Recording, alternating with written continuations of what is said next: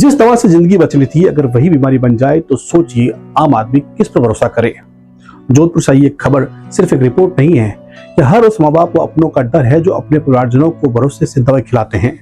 एक साल में 150 दवाओं के सैंपल फेल, कहीं पैरासीटामोल प्रेशर तो कहीं खांसी की दवा फेल। सोचिए, जिस दवा को खाकर मरीज ठीक होने की उम्मीद करता है, अगर उसमें दवाई ना हो तो वो इंसान किसके भरोसे जिए। यानी अस्पताल में आने वाला मरीज ठीक होने के बजाय बीमार होकर वापस जा रहा।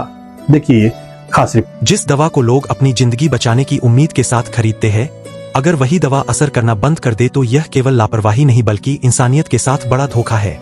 जोधपुर में सामने आई एक रिपोर्ट ने स्वास्थ्य व्यवस्था पर गंभीर सवाल खड़े कर दिए हैं। पिछले एक साल में प्रदेश भर से लिए गए दवाओं के सैंपलों में से 169 सैंपल फेल पाए गए हैं। इनमें पैरासीटामोल, खांसी की दवाइयां, कैल्शियम और विटामिन जैसी रोजमर्रा में इस्तेमाल होने वाली दवाएं भी शामिल है। रिपोर्ट के अनुसार कई दवाओं में जरूरी तत्व ही नहीं मिले, जबकि कुछ दवाएं तय गुणवत्ता मानकों पर खरी नहीं उतरी। सबसे चिंता की बात यह है कि जिन दवाओं पर मरीज अपनी बीमारी से राहत की उम्मीद लगाते हैं, वही दवाएं अब उनकी सेहत के लिए खतरा बनती नजर आ रही है। इतना ही नहीं, सर्जरी में इस्तेमाल होने वाले कुछ मेडिकल उपकरणों में भी संक्रमण फैलाने वाले बैक्टीरिया मिलने की बात सामने आई है। यानी मरीज अस्पताल इलाज के लिए पहुंचे और वहीं संक्रमण का शिकार हो जाए। यह स्थिति स्वास्थ्य तंत्र की गंभीर लापरवाही को उजागर करती है।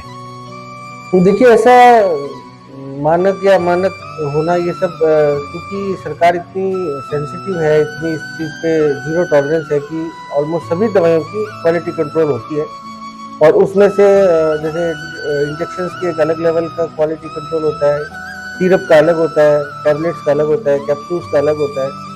और उसके अलावा जो जीएमपी सर्टिफिकेट्स है कि वहाँ जहाँ बन रही है दवाइयाँ, वो किस कंडीशन में बन रही है, उनकी भी टेस्टिंग्स होती है। तो ऐसे बहुत सारे करीब 10-11 स्टैंडर्ड्स हैं जिनकी पूरी जांच होती है। उसके बाद ही कोई दवाई मरीज के उपयोग में ली जाती है। उसके बावजूद भी जब मरीज दवाई यहाँ आ जाती है और यदि किसी प्रकार की कोई इसमें कमी देखी जाती है, या पैकेजिंग में या बैग्स में या उसकी कंटेंट्स में या उसकी इफेक्टिवनेस में, जब फीडबैक जाती है हमारी तरफ से, या ड्रग रिएक्शंस कहीं ज्यादा हो रहे हैं मान लो किसी कारण से, एडीआर, तो भी हम लोगों की रेगुलर फीडबैक जाती है। फार्मासिस्ट जो हमारे वो भी रेगुलर चेक करते हैं। तो इस आधार पर ड्रग्स की जांच होती है। और उसमें से मान लो जैसे 3000 से ज्यादा दवाइयाँ हैं, उसमें से अगर एक को अमानक पाई गई या उनमें गुणवत्ता कम मिली गई या वो उन स्टैंडर्ड्स पे खरी नहीं उतरी जो गवर्नमेंट के अपने स्टैंडर्ड्स हैं, तो उसको बैन किया जाता है, उस पूरे बैच को बैन किया जाता है। फिर उसकी पूरी जांच होती है, एनालिसिस होता है। तो ये एक बहुत ही एक कंटिन्यूस प्रोसेस है जो सरकार द्वारा, ड्रग इंस्पेक्टर द्वारा, हमारे फार्मासिस्ट द्वारा, डॉक्टर्स द्वारा सब चेक किया जाता है।